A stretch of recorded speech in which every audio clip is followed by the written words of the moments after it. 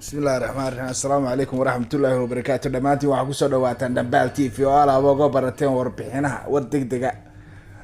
xildhibaan barkhad batun ayaa la sheegay in dhaawac weyn madax ka soo gaaray kadib markii isaga iyo xildhibaan Jamaal xildhibaan lagu magacaabo uu barnaamij gacan ka hadal u dhex maray iyo laga hadlayo qodobkii xildhibaan Maxamed Abiib oo shalay lagu xiray madaarka Hargeysa ee lagaga doodayay xilka xayuubintiisa xildhibaan badan baa ka hadlay oo xildhibaan Xamuud uu kamid yahay ku-xigeenka baarlamaanka marka horta waxa cusub warka dhaawaca xildhibaanka bariyaha dib waxaad moodaa in jamhuuriyaddii barakeysneed ay ku soo ururayso in sharciga la laalayo beelihii darafyada qaar madaxa laga bureynayo qaar xabsiyada loo taxaabayo halkaasoo dad ku ay siyaabo kala duwan uga hadleen halka beelaha dhexe dad badan oo kamid ah oo xukuumadda dhilaamo wax ka sheegay sida jaamac Shabeelle oo kale ama Cali Guri oo kale ay taagan yihiin carkaaleena xidha carsaano taabta halka jaamac Shabeelle uu shalay toole kala ahaa isagu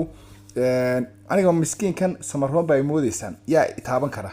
Cali Guri hore uu sheegay uu yiri aniga cid xidhi kartaa ma jirto haddaan la kulmo Soomaaliya iyo haddaan waxaan doono sameeyo taasoo macnaheedu ka dhigan tahay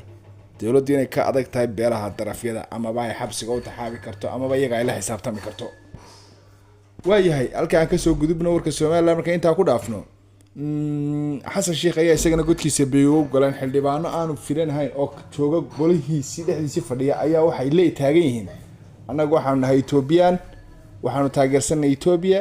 Ethiopia dalkeeda maamulaysa wax Masar leedana ma iman karaan